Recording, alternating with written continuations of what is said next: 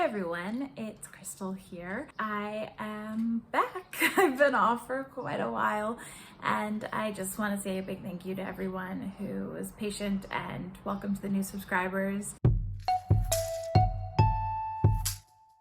I am kind of filming today a video that is super close to my heart and I think close to a lot of Canadians right now as we struggle with the mourning and loss of 215 children. It is devastating and I thought, I could just use this video today to showcase a box that I was already bought from an Indigenous owned business, but do that with the framing that this is a really difficult time for the Indigenous community and, I think even just Canadians, allies are alongside mourning the loss that has happened in Kamloops. Also, today's June 1st, National Indigenous History Month. I thought it'd be good to just, start the month off with an Indigenous owned business and box. And I've got my orange shirt on to represent the residential school survivors and show support and solidarity. If I was monetized, I would 100% be donating the proceeds from this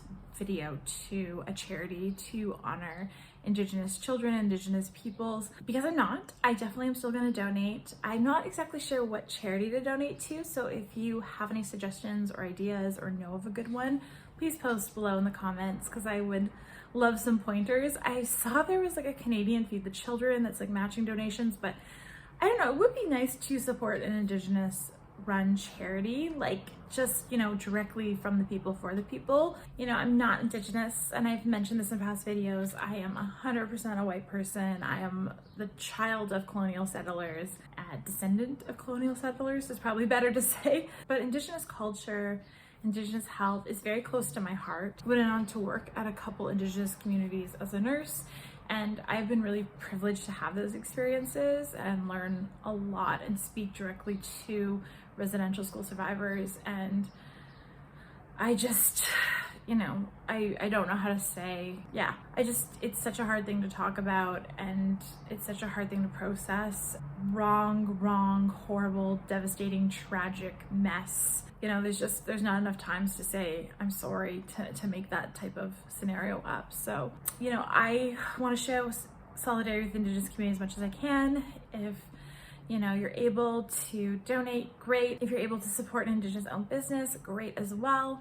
I did do a video back in February featuring some very unique Canadian Indigenous businesses that are pursuing wonderful causes and also really making an impact in their community and sharing their culture in a really meaningful way. One thing I'm wearing from that video is this beat yellowtail necklace. I just looked up briefly kind of a few information and facts about the situation because I knew that we had lost a lot of Indigenous children from the Indian residential school system, but I wasn't really aware, where we were at with finding that number out. And it sounds like they are going to try going forward to figure out how many children have been lost at each of these schools, which would be appropriate, I think, a good step. I didn't realize that the school that these children were found at was at one point in time the largest in Canada, the Kamloops Indian Residential School. So that's devastating and a horrible thing.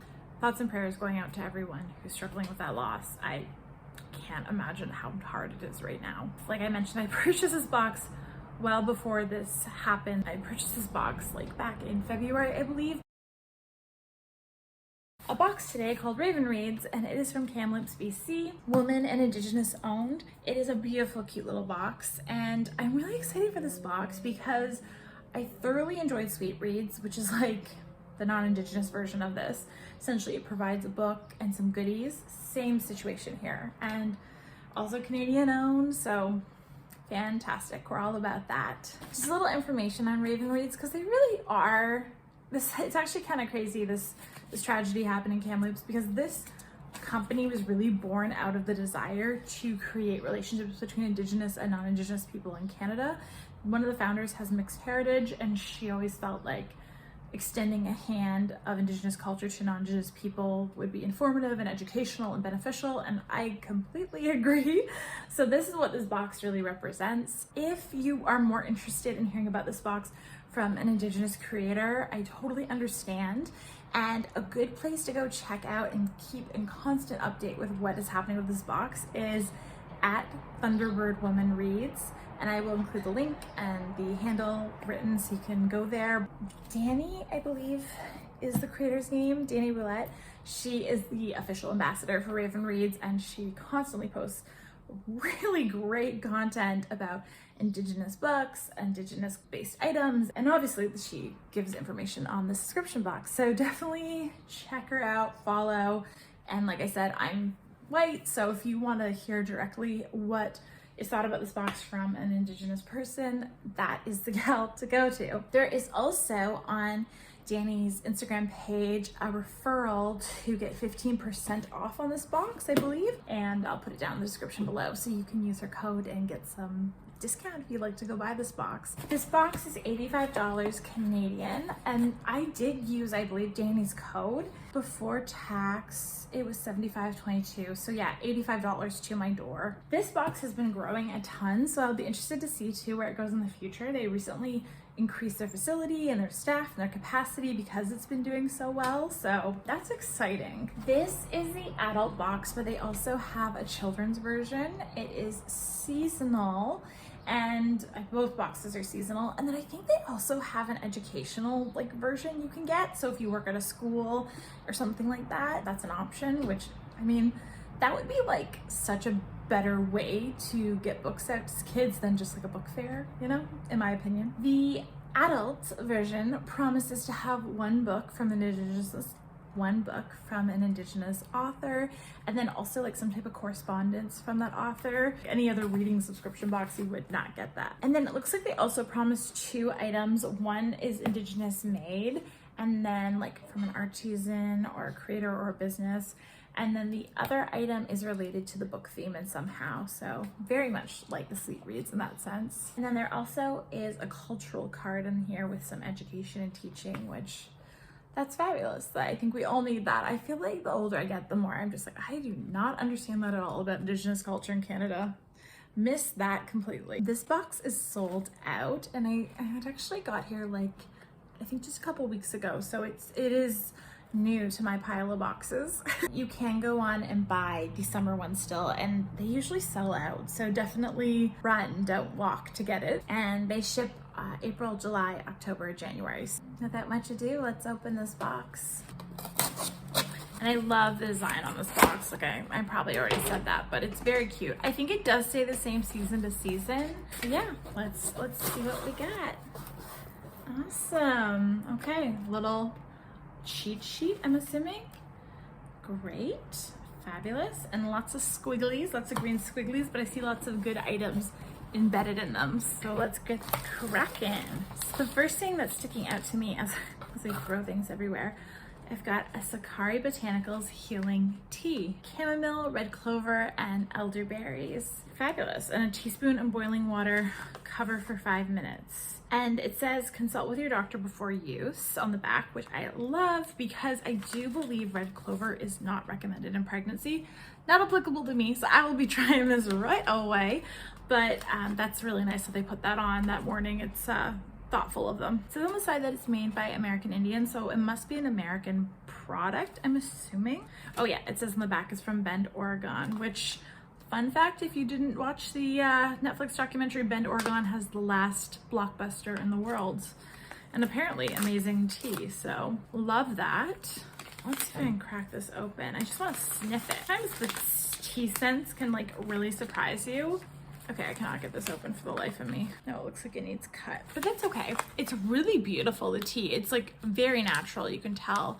And I actually love those teas. They're gorgeous to watch them diffuse. Actually looks like there's real flowers in there. That's fabulous. I love the packaging and design. It's compostable. Waste not, want not. Ooh, it looks like there's a little bit of a DIY project in here, which, I mean, I'm not against. So custom bead kit. These beautiful beading kits were made by the Spadell family of Whitecap, Saskatchewan. Design reflective of teepee using the colors of the medicine wheel. Oh my goodness. I have myself a little project here. Oh, and there's a video tutorial. Okay. So you can see here, yes, I have a little bead set, different colors.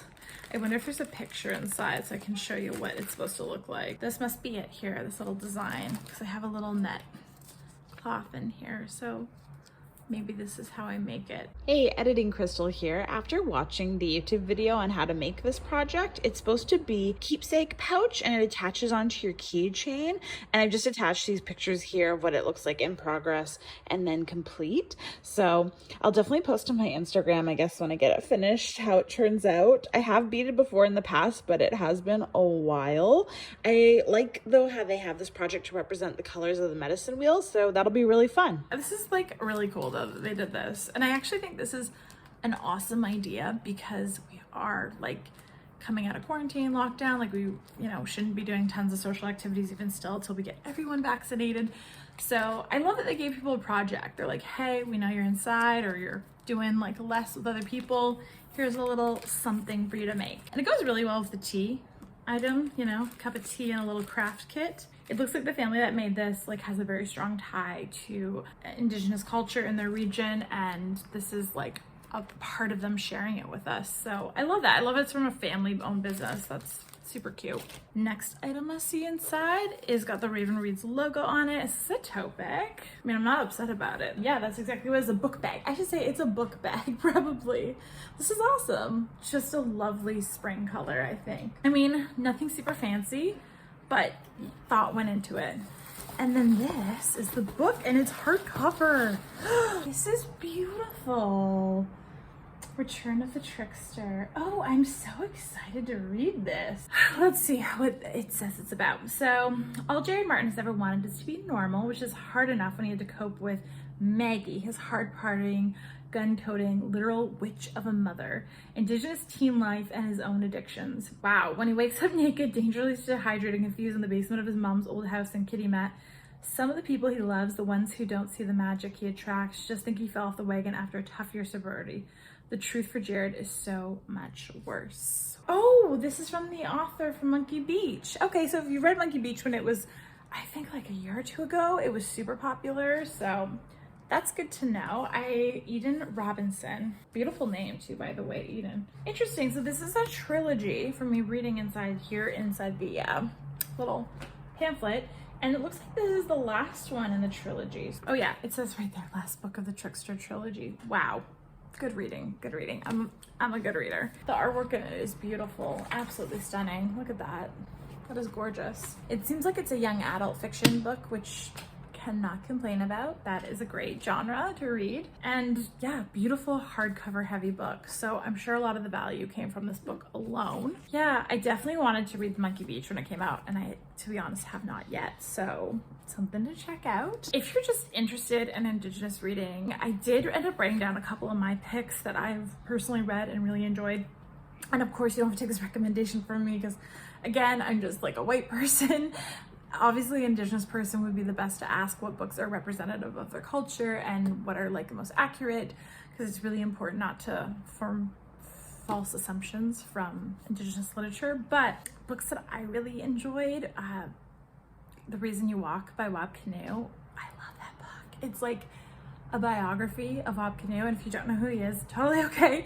He is the leader of the NDP opposition in Manitoba, but like he's had a whole other life, so he's a really interesting guy and really interesting book. And then the other one that I really enjoyed is Medicine Walk by Richard Wagamese. So if you're looking just for some Indigenous based author reads, I'm sure Eden Robinson is really good though as well, because I've seen her books in bookstores. This was probably a really big deal for them to get this in this box. Let's look at our cheat sheet.